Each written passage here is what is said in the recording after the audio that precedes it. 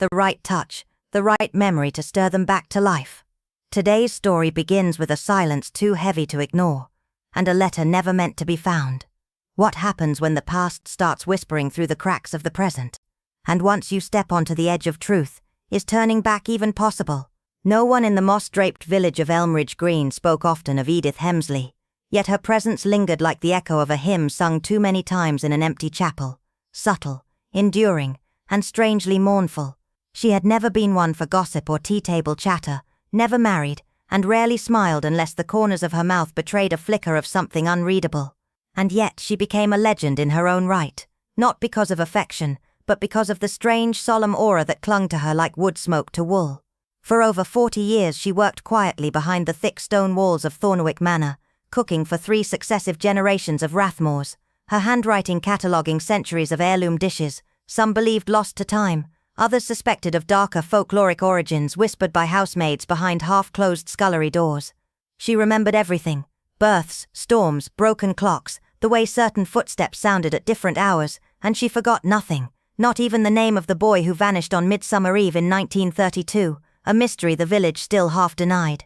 Her death came without warning, in the ink-black hush between midnight and dawn. It was Agnes Crowley, the gardener's shy niece, who found her the next morning, seated perfectly upright in her chair beside the fireplace, her slippers aligned with unnatural precision, a cracked teacup resting beside her hand, and a half-burnt taper still glowing at the wick. Her expression was neither peaceful nor pained, just blank, as if she had finally turned a page she'd been holding for too long. No one heard a cry, no one noticed a light, the house had been silent, yet something in the air felt disturbed, like dust from a book long sealed. At her funeral, held 3 days later, under a sky too blue for the occasion, hymns floated across the gravestones like breath on a mirror, and her name was spoken only in cautious kindness. Edith was precise, Mrs. Ellaby offered, as if searching for a safer word than odd, a quiet creature, yes, but sharp in the way cold steel is sharp. As the village summer fair returned to routine, bunting strung with weathered string, sponge cakes judged, and lawn games resumed, her belongings were laid out for auction beside rusted gardening tools and tarnished spoons. Few noticed the leather-bound volume, wrapped in sun-faded red ribbon, resting at the far end of the table. It seemed heavy for its size, as though it carried not recipes, but recollections too dense to name. Miss Althea Gray, the village's solitary schoolmistress with a habit of watching rather than speaking, felt inexplicably drawn to it. She untied the ribbon with deliberate fingers, the scent of nutmeg and something older, perhaps myrrh or dry roses, wafting gently upward. The pages were thick, aged, and filled with handwriting so fine it resembled threadwork. Marrow stew, she read aloud, pickled quince, lavender scones, each with footnotes written in Latin, Greek, or what looked like archaic symbols barely decipherable. But it was near the final section, marked only with a pressed black feather and the year 1925, that she found something strange, a folded note, penciled rather than inked, and worn at the creases as if reopened many times with shaking hands. The recipe it contained listed no title, only components: hemlock root finely ground, powdered sugar sifted thrice, the hair of the betrayer sealed in linen, and a single line beneath, so faint it might have been written by breath alone: serve warm, speak no name, return by dusk. A chill slithered down her spine. She looked up, the laughter of the children at the nearby jam stall sounding suddenly distant, warped by a hum beneath the earth. The air around her pulsed, not with breeze but with warning. She placed the book in her satchel and stood slowly, her eyes scanning the crowd, though she searched not for a face but a feeling, one she couldn't quite name, but knew had been waiting. There, under the crooked branches of the hawthorn tree where the shade clung longer than it should, the story of Edith Hemsley had only just begun, though the village in its blind comfort believed it had ended. Dunslow Hollow had always guarded its secrets the way an old diary might hold memories, not written but buried, never meant to be read. Even today, as the harvest fete burst into colourful life across the vicarage garden, with bright bunting fluttering like kites in the wind, sponge cake competitions underway, and laughter swirling in the summer air, there was something beneath it all that felt. The sunlight was unusually soft, the breeze carried an eerie stillness, as if something wanted to speak but remained silent, afraid of its own truth. Tucked in the corner near an old weathered bench, Eleanor Finch sat quietly with a worn-out recipe book in her lap.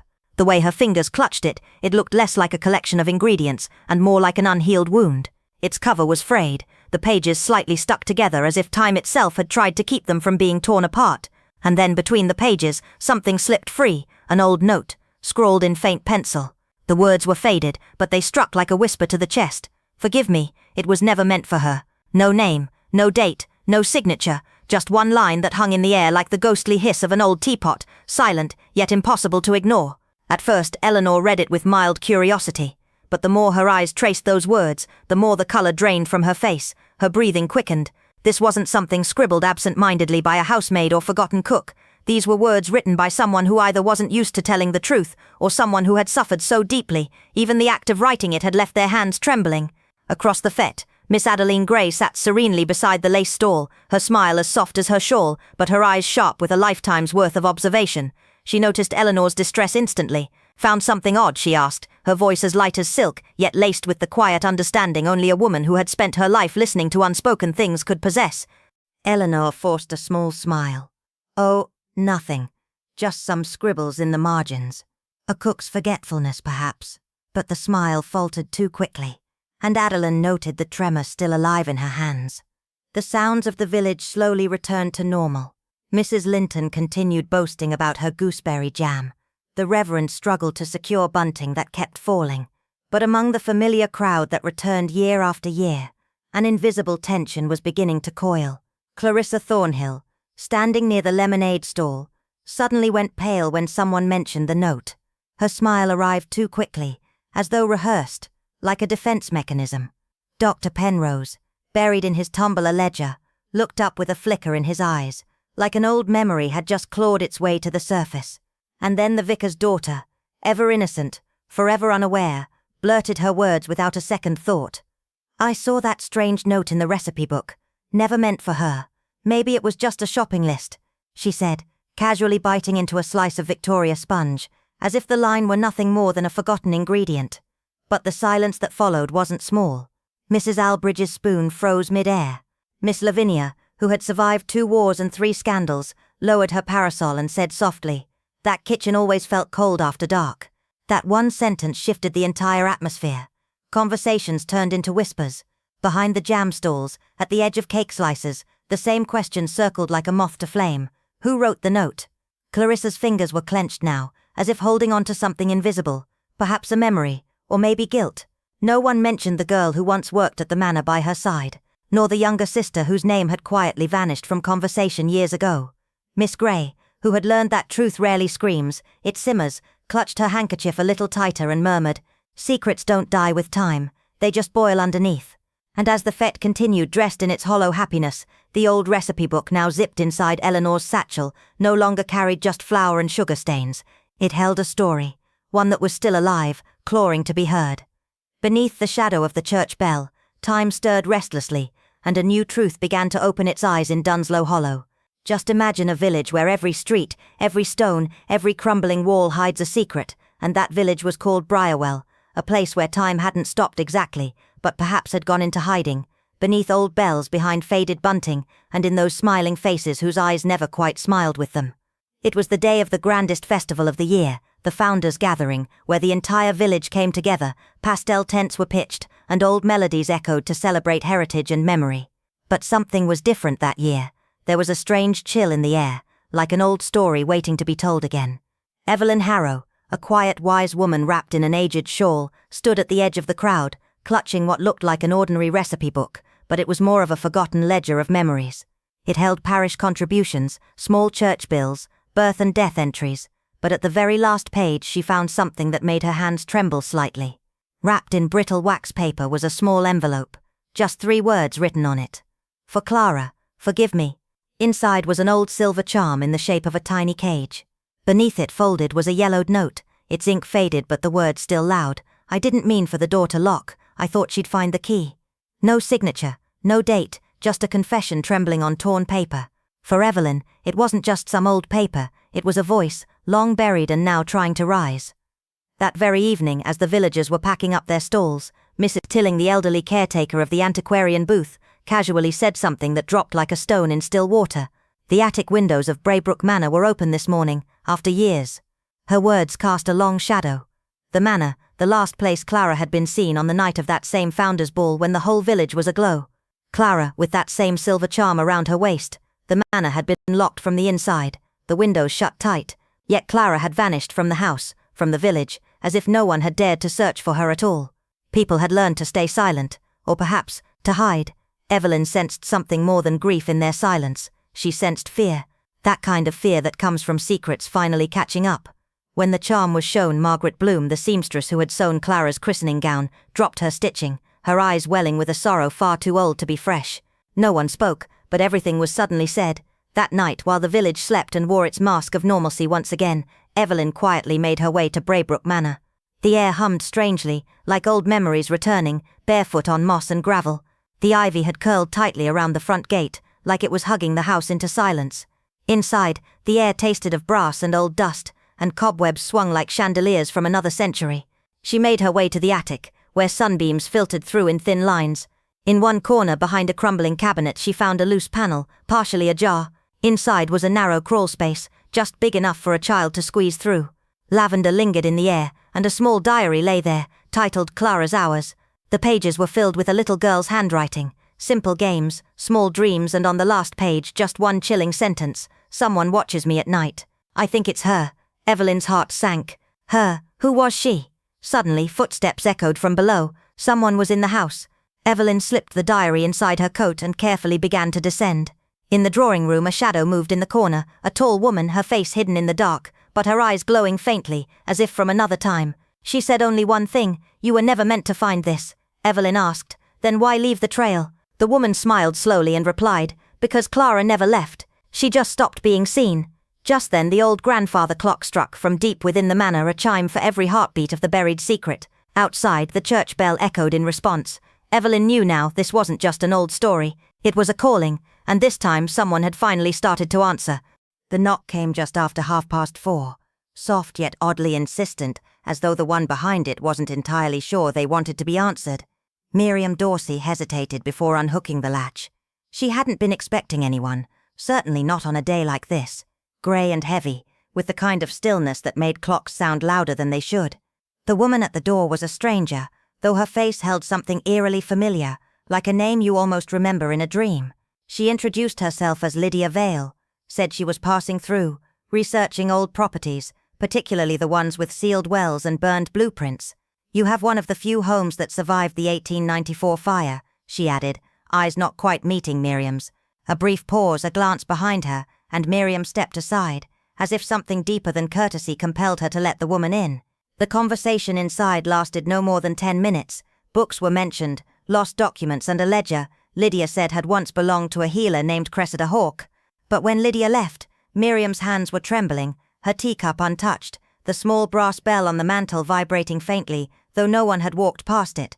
That evening, at Mrs. Hemsley's weekly gathering, the subject of the old town pharmacy came up, half demolished now, but supposedly once a haven for women who needed quiet remedies. When someone joked about ghost recipes tucked in family cookbooks, Miriam, usually composed, knocked over her tea with an audible crash. "Just the wind," she muttered, though no breeze stirred the lace curtains. Across the room, Edith Lorne, who had once boarded in that very pharmacy as a girl, went still as stone, her gaze fixed on the fireplace like it had whispered something only she could hear. No one pressed her. They rarely did. The next morning, as mist crept low across the hedgerows, Miriam walked to the edge of Ashbrook Lane, where the oldest trees stood like watchers.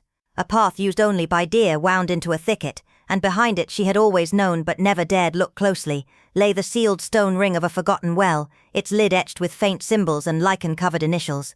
Something compelled her forward.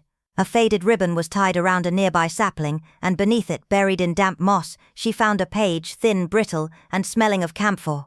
The ink was blurred but legible. She took what wasn't hers, but the well took her voice instead. The silence is the key. That night, just past midnight, Miriam lit every candle in the house and listened, really listened, to the creaks and sighs of her home. In the old sitting room, the fire flared without reason, and when she turned toward the mirror above the hearth, there, reflected not in glass but in shadow, stood Lydia Vale again. Though her mouth did not move, her voice was inside Miriam's mind, a whisper threaded with sorrow and warning. Some things survive fire not by chance but because they were never meant to leave. The day Imogen Hale was laid to rest, Thornwick Hollow seemed to exhale, not in peace but in uneasy silence, as if something had been watching and waiting, and now stirred beneath the surface. Hers had been a quiet death, or so it was said, but no one in the village truly believed in quiet endings anymore, not after what had happened in 23, and certainly not with the chapel bell cracking on the morning of her burial. Miss Adelaide Marrow, who had lived alone ever since returning from France after the war, told the grocer's boy that she'd heard 3 knocks at her back door that same night, slow, deliberate, and when she opened it, there was nothing there but a withered sprig of hemlock tied with a red ribbon. Most dismissed it as imagination, until the envelope appeared on the altar at St. Jude's 2 days later, unmarked except for a seal no one recognized, a circle of thorns pressed into black wax. Inside, a folded scrap of parchment, yellowed and cracked at the corners, bearing 4 things: a Latin phrase fiat lux, a childlike map of the village drawn in red ink, a name no one had dared speak in decades, Agatha Voss, and an X drawn over the disused belfry near the schoolhouse. Miss Marple, visiting her cousin Eleanor due to a sprained ankle, noticed the commotion outside the post office and instinctively made inquiries, though she suspected something unusual long before the villagers did. For her, it was the timing, Imogen's death, the crack in the chapel bell, the letter. Things buried, she murmured one evening while stirring her tea, have a dreadful habit of resurfacing when no one's prepared to look them in the eye. The second envelope came 3 nights later, tucked inside the hollow base of the angel statue in the cemetery. This time the contents were more disturbing: a photograph of a young girl standing in the schoolyard, her face scratched out with a sharp implement, and written on the back in the same crimson ink, "She tried to tell, they made her forget." No one recognized the girl, except Miss Ellery, the former schoolmistress, who'd always been tight-lipped about the year Agatha vanished. Miss Marple visited her under the pretense of asking after old school registers. Miss Ellery's hands shook as she poured the tea, and when Miss Marple casually mentioned Agatha's name, the cup nearly slipped from her grasp. She was troubled, Ellery said, eyes distant, said she heard voices in the walls, drew pictures of doors that didn't exist. Her voice dropped. I told them she needed help, but help in those days meant silence. That same evening, someone broke the padlock on the chapel's west cellar, untouched since 1946, and left a 3rd envelope nailed to the cellar door. It contained a single torn page from a church ledger, dated November 1923, with half the entries smudged out except one name, underlined 3 times: Dillingham, Enoch, confession withheld. By now, Miss Marple was no longer simply visiting, she was investigating. She took the map from the first letter, laid it over a current drawing of the village, and saw what no one else had. Each envelope had been placed at points forming a rough pentagram, with the burnt-out watchtower as its center. She arrived at the base of the tower just after dawn, mist curling like breath from the earth, and began to dig with a trowel she'd borrowed under the guise of weeding Eleanor's rose beds. What she unearthed was not a box but a rusted biscuit tin wrapped in oilcloth, and inside, a lock of hair tied with silk thread, a broken rosary, and a letter addressed in a spidery script: "For whoever finds me after the silence." She read it by firelight that night as the church bell tolled 6 times, the same number of names etched faintly inside the letter's margins. 6 names, 6 secrets, and beneath them, in ink dark as old blood, "You buried us once, but stories like bones always rise." Miss Marple closed the letter slowly, folded her hands around her tea, and stared into the flickering hearth. The dead, it seemed, had decided it was time to speak again, and they had chosen her to listen. Some writings were never meant to be discovered, and some silences were never meant to last a lifetime, but the dust never forgets, and the walls remember everything. The brittle paper Miss Adelaide Ferncroft unfolded that morning had no title, no author, no signature, only a date scrawled in a trembling hand. February 3rd, 1909, and below it, a single sentence that seemed to shiver as she read it aloud: "Wrong girl, wrong grief, confession pending." The words lingered in the quiet air of her sitting room, like the breath of something that hadn't yet died. She hadn't been to Greystone Estate in over 3 decades, not since the lake froze silently that terrible winter, and the dogs howled until morning like they were warning the living and mourning the dead, but she knew, instinctively, that some stories, no matter how deeply buried, clawed their way back. Memory, she believed, had roots deeper than trees and sharper than broken glass. Under the harmless pretense of returning a borrowed gardening almanac, she made her way to Mr. Whitcomb's archive room, tucked behind the vestry like a relic no one dared throw out. Mr. Whitcomb, a thin man with wire-rimmed spectacles and a habit of alphabetizing jam labels for fun, welcomed her with a cautious curiosity. "The estate," he murmured, running his fingers over the brittle spine of a forgotten registry. "It once employed 17 staff, and a nurse who disappeared one winter's night. Clara Montrose, I believe. She was never officially declared dead, just lost." Miss Ferncroft's voice was calm, almost idle. "Strange, I recall a drowning reported in the papers." Mr. Whitcomb shook his head slightly. "That's what they said, but the groundskeeper told my uncle she'd feared water. Refused to even cross the footbridge. That evening, the fire in her study snapped and hissed like it too was trying to speak. She opened the church newsletter again. The one she'd found hidden behind her aunt's old sewing drawer, the one no one had ever mentioned. It wasn't just the line written there, it was the weight behind it, the unspoken guilt bleeding through the ink. The next morning, veiled in fog, she walked up to Greystone under the guise of speaking with the groundskeeper, but instead stood beneath the western balcony where Clara was last seen, where her shadow had vanished like a thread pulled from a seam, and there, half buried beneath the ivy, she uncovered a brooch rusted nearly black with a velvet scrap still clinging like a memory that refused to rot. Later that day, while helping Mrs. Stroud, the late Reverend's widow, prepare labels for the harvest marmalades, she asked in a tone so light it could have drifted away with the wind, "Clara had a sister, didn't she?" Mrs. Stroud paused, her hand faltering over a jar of fig preserve. "Yes, Ruth, I believe, but she left, or so they say." Her voice dipped, but I sometimes wonder if it was the country that left her. In the vestry storage between hymnals and unstrung rosaries, Miss Ferncroft found an old household inventory tucked into the pages of a discarded prayer book. The ink had faded, but the implication had not. On a page marked January 27th, a servant's hand had recorded, "Nurse replaced, records delayed, evening disturbance in room 4, staff advised to refrain from inquiries." Beneath it, scribbled in hurried script, "The child sleepwalks but the mother hears things." That line echoed in her skull like footsteps in a locked corridor. That night her fireplace cast long, flickering shadows on the wall as she opened yet another diary, this one written not by a man of the cloth, but a woman of no title. "I saw her fall," it read, "but someone else pushed, and no one believes a maid, especially one who knows too much." Miss Ferncroft stared at the words, the fire reflecting in her eyes. This was no accident. This was no mystery solved by time. This was a silence enforced, and the people who had enforced it had passed down their version of the truth like an heirloom no one dared examine too closely. Some secrets, she thought, aren't buried. They're disguised as misfortunes, folded into the quiet pages of forgotten ledgers and sealed behind polite smiles. Clara's death was no tragedy. It was a substitution. Someone else was meant to fall. And if Miss Ferncroft was right, then the true reason for it all wasn't just buried, it was protected. And now, after all these years, the past wasn't returning for justice, it was returning for reckoning. It had been nearly 35 years since anyone had dared mention the Gresham Hollow fire in anything louder than a whisper or anything firmer than folklore, but even silence leaves behind ash, and this time the smoke had begun to rise again. It started quietly, as such things often do. A ledger misplaced in the vestry archive, its spine scorched, the ink inside warped by moisture and time. Miss Evangeline Harrow, now nearing 70 but still sharp as a frostbitten blade, found the book while searching for baptismal records no one had asked for in years. The entry was peculiar, not merely for the missing dates and ink blots that resembled fingerprints, but for what had been written sideways in the margins. The child survived, the truth did not. That night she could not sleep. Outside, the wind creaked through the bare branches like someone pacing in the attic, and from the cellar came the slow groan of old pipes or memories.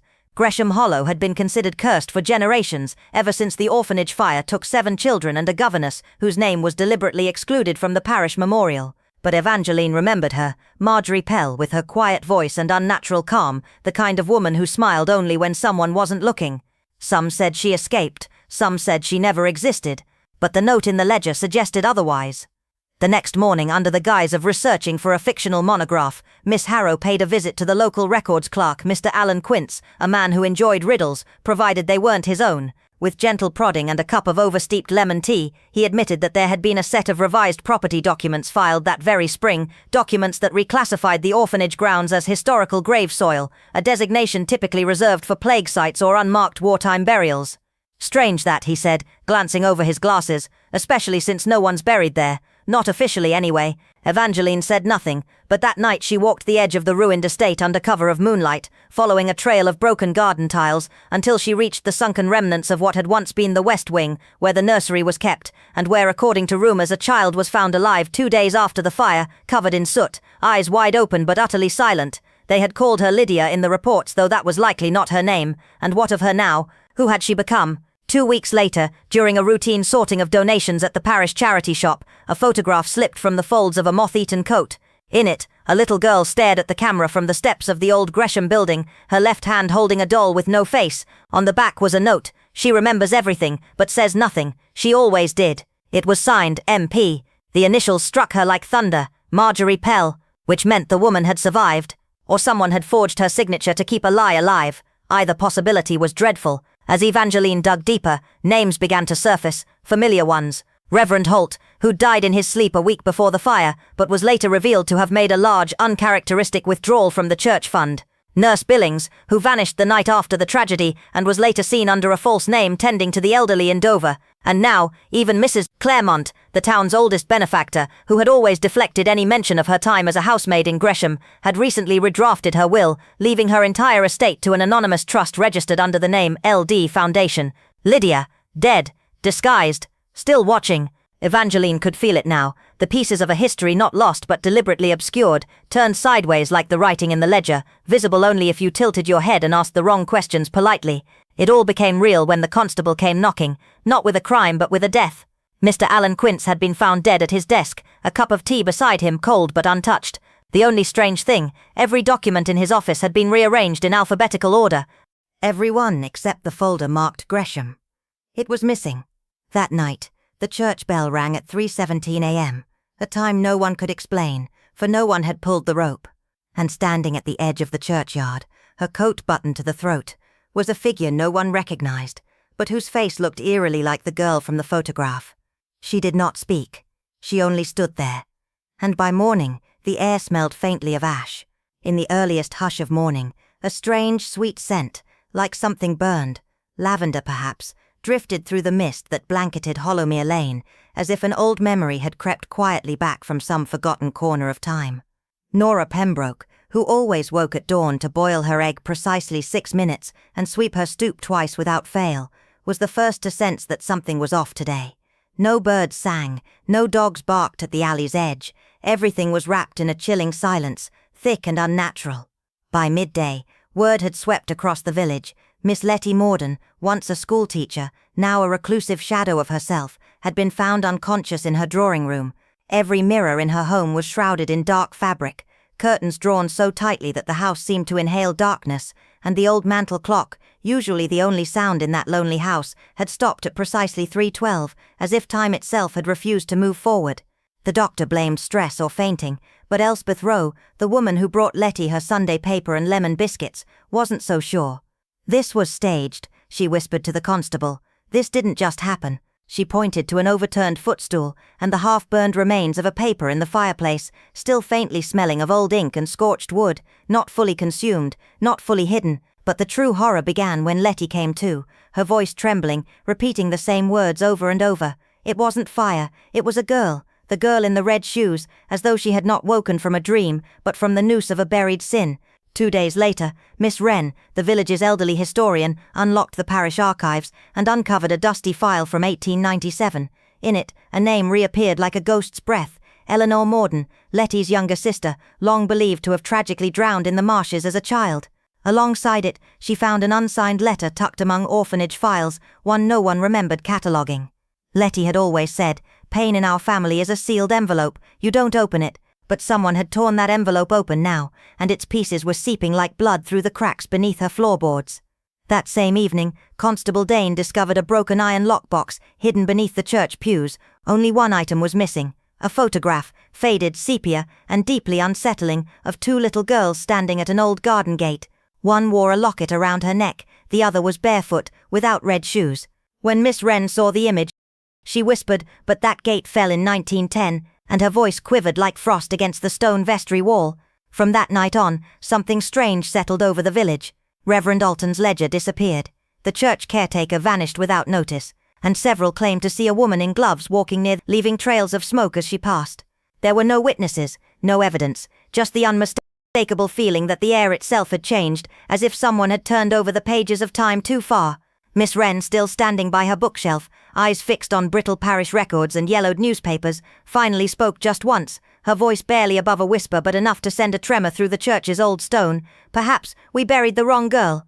As the golden leaves of Elmswood began to fall and the sky took on that late autumn pallor of ash and fire, a slow, silent dread seemed not of any visible threat, but of something older, buried and beginning to stir. Mr. Gideon Hurst, once known for his reserved civility and precise manner, the man who polished his shoes even on Sundays and folded his handkerchief with military symmetry, had drawn in the skeletal hush of his ivy-covered cottage on Hollow Lane. For years he had walked to the post office every Thursday at 10 sharp, always to Miss Tilly, the florist, and a courteous word, but lately his patterns had unravelled. only fleetingly, from behind us, sometimes walking past the green in the hours before dawn, his face pale and wet with sweat despite the cold. Rumours whispered through teacups and over low hedges, strange flashes of light in his attic, the sharp scent of scorched paper drifting downwind, the haunting sound of a music box playing a broken lullaby. It was Mrs. Whitley, tending her dahlias near the who first noticed the open window one night, saw Mr. Hurst silhouetted against flick candlelight, speaking as though someone unseen. When questioned, he out some, but his eyes, usually cool and guarded, darted with something very near fear. Miss Oda Fenley, retired librarian and unofficial historian of Elmswood, could no longer ignore the itch in her memory. One rain-slick afternoon, she retrieved the sealed ledgers from her private cabinet, census sheets, orphan records, listings. There, between the entries for 1902 and 1905, she found it, a brief note, tucked in with the name Gid, an orphan placeholder for less than a year. Next to it, scribbled in faded ink, removed, identity obscured by request. Disturbed by the phrasing, Ada pressed further, requesting access to the vestry archives, where a sealed envelope, marked in Reverend Cornwell's handwriting as, to be opened only if necessary, held an older document, a baptism record, partially water-damaged, but revealing nonetheless, Edwin G.H. born November 1895, Mother Constance Hurst, Father Bonowen. Beneath that, in a second-hand rougher ink, child will not be claimed, relocated per agreement, but relocated where and why? The questions deepened when the town bell rang 3 times at precisely 3:07 a.m., not once but 3 nights in succession, and each time villagers reported the same inexplicable sound, a child's laughter, faint but clear, echoing from the direction of the cemetery. Then came the cracked window at the church, the one that split clean down the reading from a something divine, or perhaps forgotten was it. And finally, Ada, drawn by instinct and unease, returned to her own home to find a parcel resting on her doorstep, wrapped in twine, the paper slightly damp. Inside, a sepia-toned photograph of 2 boys standing by a pond, one smiling, the other hollow-eyed, holding a rusted locket. The back read, in jagged childlike scrawl, "He said I didn't belong, but he buried the wrong one." That night, the first decade, the lights in Mr. Hurst's cottage burned until dawn. By morning, no footprints, no note, only the faint scent of wax and ash lingering in the hallway, and in the silence that followed, but what it had long chosen to forget, that some names aren't lost, waiting for the rock again. The clouds over that day were of an unusual shade, not quite black, not entirely pale, as if sky itself was trying to conceal something it couldn't bear to speak aloud. The air was thick with a kind of tension that clung in like a second layer, and aging Whitmore Manor stood against the landscape like a forgotten, unfinished. Someone to speak the final word. Inside, in the drawing room with silence, it felt as though the walls themselves had overheard to repeat. Secrets like soot to the lace-choked Eleanor Whitmore, writer of Half-Wit, had vanished 5 nights prior without a trace. No forced entry, no packed bags, no farewell. Just an open window and the faint scent of old ink lingering in the air. What remained behind was a scattering of her belongings that now seemed to pulse with hidden meaning. Pressed flower cards wrapped in pale ribbon, notes half finished in delicate handwriting, and one message written so softly it could barely be read. I tried to stop her, but I never told her why. It wasn't a confession, nor a declaration, it was a wound stitched shut with silence, a plea not meant to be read but to be understood. Alongside it, a photograph surfaced. Eleanor smiling beside an unknown woman near the edge of a fog. There was more. Reflected faintly in the rippling water behind them was the image of a third figure. No face, no presence ever recorded, and yet unmistakably there. Inspector Halloway, a pragmatic man who entertained ghost stories or forgotten legends, had initially